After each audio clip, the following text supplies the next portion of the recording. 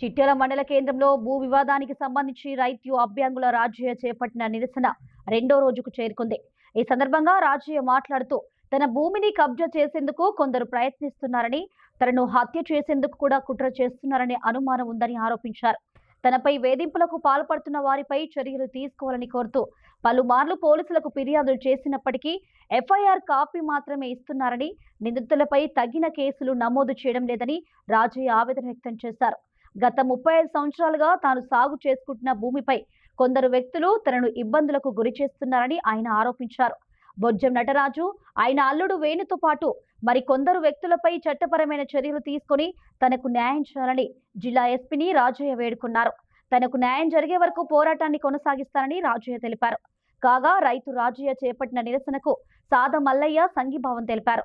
రాజయ్యకు న్యాయం జరిగేలా అధికారులు చర్యలు తీసుకోవాలని ఆయన కోరారు. నా భూమి 13 సంవత్సరాల కింద పానీకున్న పట్టాకున్న పురోక్తున్న పాస్బుక్లు అన్నీ ఉన్నాయి.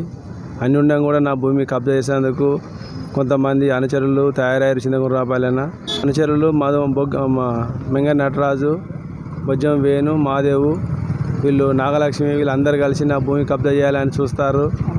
నాకు వెనక సంది 50 ఏళ్ళ కింద భూమిని కూడా కబ్జా చేస్తారు. అధికార పార్టీ అని ఎమ్మెల్యే, పోలీస్ స్టేషన్ అంతా మాదే ఉన్నాయని వాట్సాప్లో గ్రూపులో పెట్టారు. అయినా పోలీసులు స్టేషన్ పోతే నన్ను వాళ్ళు ఏం పట్టించుకోలేరు పోలీస్ స్టేషన్లో.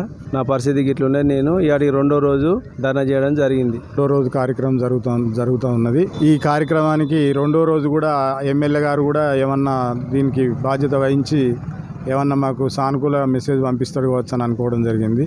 ఈరోజు కూడా ఏం జరగలేదు. ఎమ్మెల్యే గారు అనుచరులు అయితేనేమి వాళ్ళ ఆగడాలకు హద్దు లేకుండా పోతూ ఉన్నది. మేము ఇక్కడ నిన్న మద్దతు తెలిపినటువంటి సంఘటన కూడా జరిగింది.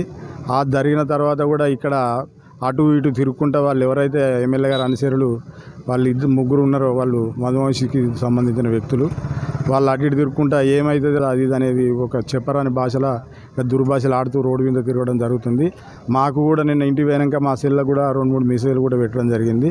అయినా పోలీసు వారు దీన్ని పట్టించుకునే ఆలోచన లేరు కనుక మేము దీన్ని డైరెక్ట్ ఎస్పీ గారికి మెసేజ్ చేరవేయాలనే ఉద్దేశంతో ఈ ఎస్పీ గారు స్పందించేదాకా వాళ్ళని కఠినమైన చర్యలు తీసుకొని వాళ్ళని లోపడదోలేదాకా మన నిరసన ఇట్లే కంటిన్యూ అవుతుందని చెప్పేసి, ఇది రేపు కూడా కంటిన్యూ అవుతుంది. ఇట్లే